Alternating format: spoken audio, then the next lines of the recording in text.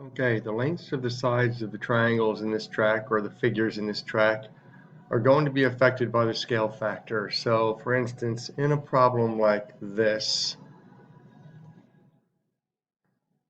AB, A, B, boy that's horrible, is currently equal to 1, 2, 3. It has a length of 3. The new triangle, which is indicated by these prime marks,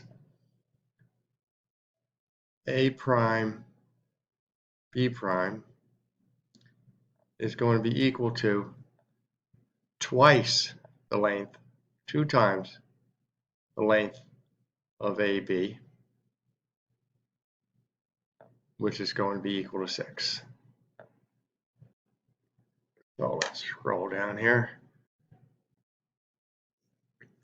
6. Now, in some of these, they give you the figure, the image of the figure. So this is the image that you see down here, is the image of ABC under the dilation with a scale factor of 2. So here, AB is the result of multiplying the original figure by 2. The distance now is 1, 2, 3, 4, 5, 6, 7, 8. This line is 8. That's after it was multiplied by 2. So what number when you multiply it by 2 will give you 8? That's going to be 4.